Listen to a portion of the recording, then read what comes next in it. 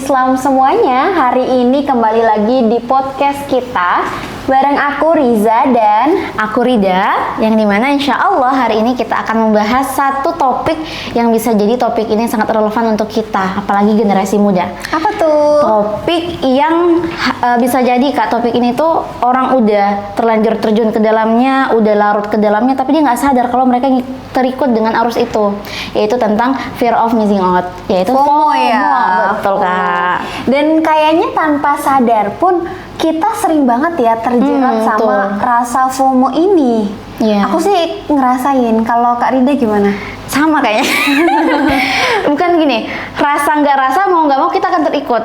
Nah, tapi Masya Allahnya terkadang ada orang yang terbawa arus dan terlena, ada orang ikut arus tapi mereka positive vibes gitu ya, jadi tahu mana yang benar, mana yang salah, seperti itu. Gitu. Nah, kalau kita berbicara tentang FOMO, kita tuh kan Gen Z nggak lepas ya dari yang namanya media sosial. Betul Kak. Nggak mungkin dong Gen Z, ayo coba di sini deh, di absen. Ada nggak Gen Z yang nggak main medsos? Coba, ada nggak? Nanti di komen aja ya, di komen boleh. Nah, jadi hari ini tuh nggak mungkin banget yang namanya Gen Z lepas dari medsos, lepas dari dunia digital. Betul. Dan kalau misalnya aku sendiri scroll media sosial lebih sering Instagram atau TikTok ya. Iya. Kalau misalnya scroll di TikTok atau di Instagram itu tuh sering banget nemuin hal-hal yang buat kita join trend, join hal-hal yang viral yang kita tuh sebenarnya nggak tahu. Ini tuh apa sih yang ngebuat ini tren, apa sih yang ngebuat ini viral, dan kita hanya mengikuti saja. Iya. Gitu. Nah, kadang hal-hal seperti itu Kak justru menjadikan kita merasa relate gitu ya. Karena merasa relate itulah akhirnya merasa aku harus seperti dia. Contohnya kayak kakak sempat pernah bahas tuh ya. Banyak hari ini tren-tren pernikahan muda yang sangat indah di depan layar kaca gitu ya, layar sosial media, tapi kita kan nggak tahu apa yang ada di belakang layar. Seperti itu.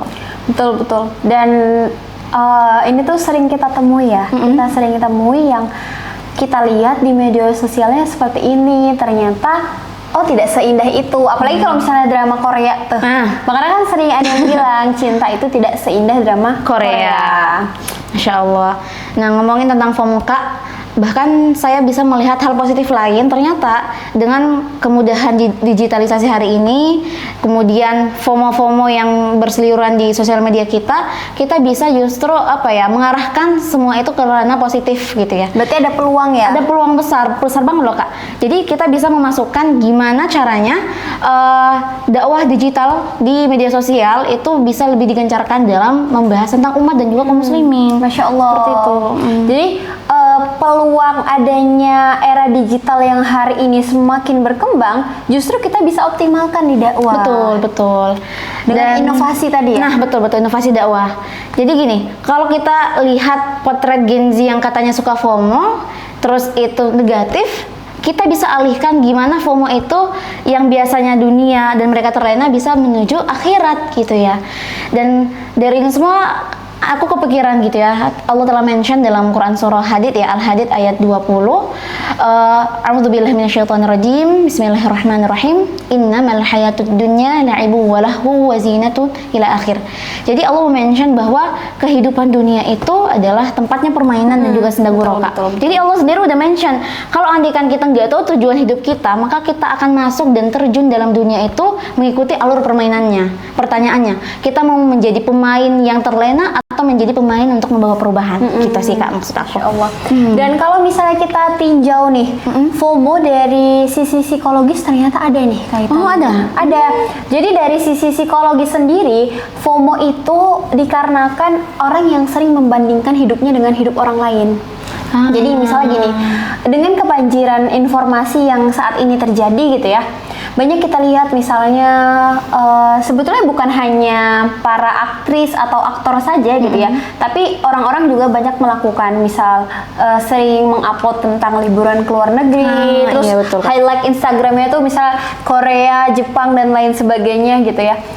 Sebetulnya tidak salah gitu, tidak salah, tapi karena kita terlalu sering membandingkan diri kita dengan diri orang lain, dia enak ya seperti itu, mau deh seperti dia gitu.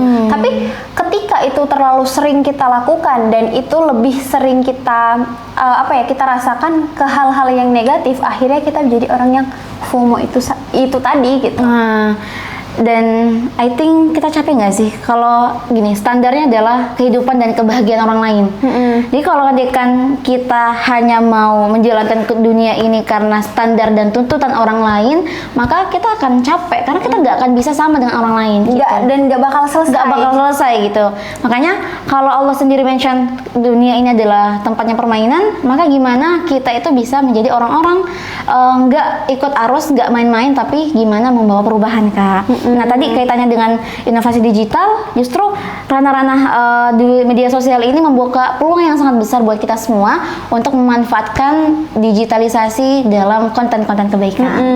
Betul.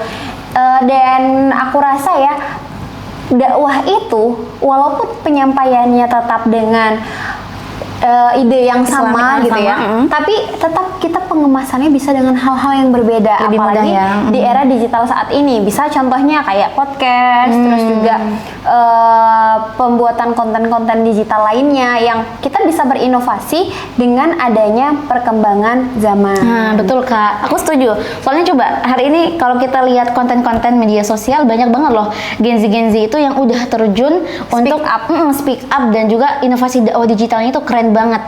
Nah, bagi para kalian yang nonton ini dan kita juga ya, kita semua, aku berharap gimana kita itu nggak menjadi para pemuda, para Gen Z yang dipandang sebelah mata karena mereka mengira kita itu hanya bisa rebahan, hanya suka scroll TikTok, scroll IG dan lain sebagainya. Tapi kita adalah agen-agen of change yang bisa membawa perubahan besar dalam dunia dakwah.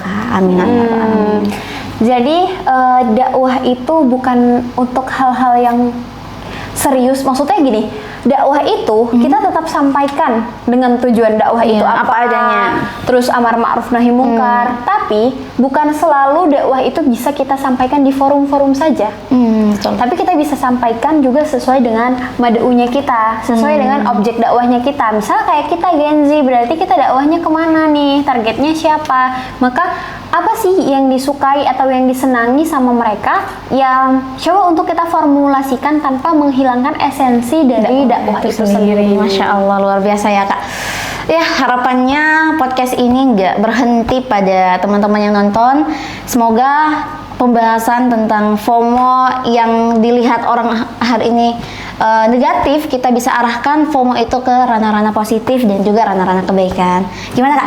Ya, insya Allah ya. Semoga dari podcast ini bisa disebarkan ke yang lain, di-share, di-komen, dan di-subscribe. Dan untuk teman-teman semuanya, nantikan podcast-podcast kami berikutnya. Semoga yang sedikit ini bermanfaat. Kami dari Smart Islam pamit undur diri. Wassalamualaikum warahmatullahi wabarakatuh.